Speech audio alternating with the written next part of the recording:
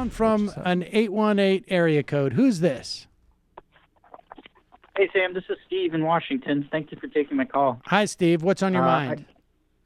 I don't know if you were going to cover this, but Democrats won another special election in Oklahoma yesterday. Yeah, I heard that. They won go ahead. Tell us more. Yeah, she's 26 years old, and she unseated an incumbent in a district that went for Trump by 40 points, and she won the district 50 to 49%. And the theme of her campaign was healthcare and education, ending Oklahoma's education crisis and expanding access to healthcare.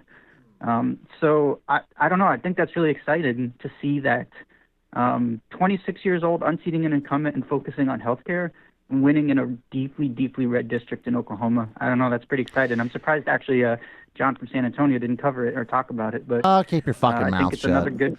Slap your face. What's interesting is that there was some data. I haven't seen it broken down, but there was that guy, not Larry Sabato, who's in Virginia, who said that there was at least some evidence that those running, the more help they got from the state Democratic Party, the worse they did. And I wonder if you've got a seat in Oklahoma where I imagine there was no national attention paid to it. I wonder if there was a minimal amount of party attention paid to it, that actually helped her.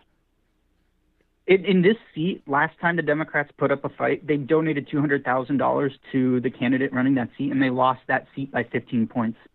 This time, the Democrats, the National Party, didn't really give any support to her, and her campaign was really lightly funded, and she ran more of a local campaign focusing on education and health care. Democrats have an incredibly toxic brand, so that somehow is going to need to be negotiated. I'm not even making an ideological point here. I'm just saying, even in some balancing act of how you. Well, it's also hard to know. There's two things, right? It could be the brand. It could also be that there's certain strings attached with that money that causes the candidate to run a deficient campaign. And I would argue, not to be nitpicky here, but that's part of a brand problem too, or a broader organizational and cultural problem. Yes.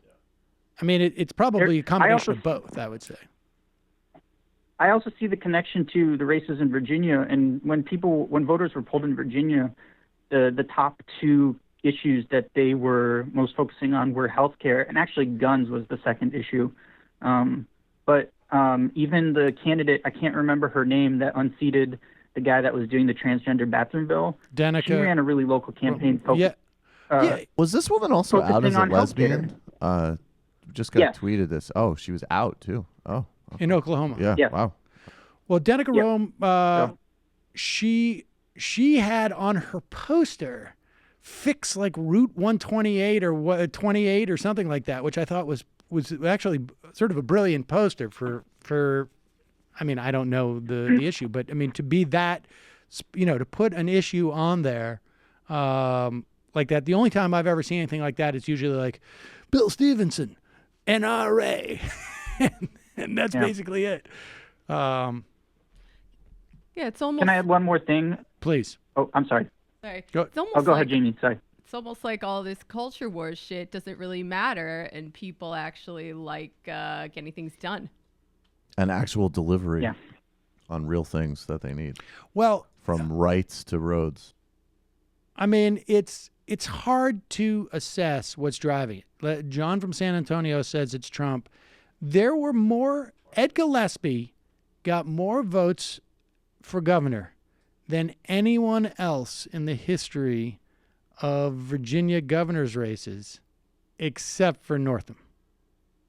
So it means that more people came out to vote for Gillespie. The difference is there were more people who were motivated to come out and vote for Northam than had ever been before for voting for the Democrat. And,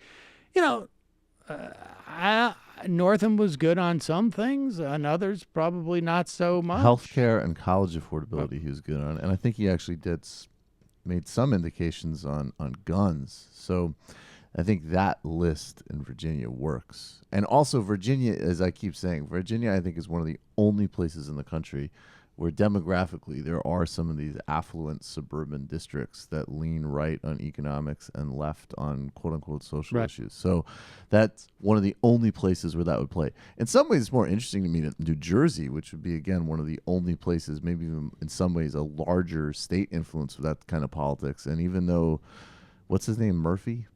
He has a very questionable background from, I have an innate prejudice because he's a Goldman guy, but he ran like a liberal campaign in the sense that we would have used that term like classically, not radical, not democratic socialist, but public bank, $15 minimum wage. He's like pushing. The other thing that's interesting is he's trying to legalize pot immediately because he needs it for all of his social spending plans. And also, he also campaigned on a specific tax increase for people above $1 million, which Christie has vetoed every year. So that's interesting. Appreciate the call. Thank you. Hi, folks. Sam Seder here. We still need your help on our Patreon page. YouTube ads have come back, but not nearly as much as we had before. So if you can help us out, any little bit helps. Head over to our Patreon page right at this URL, and you'll help us keep helping you by making videos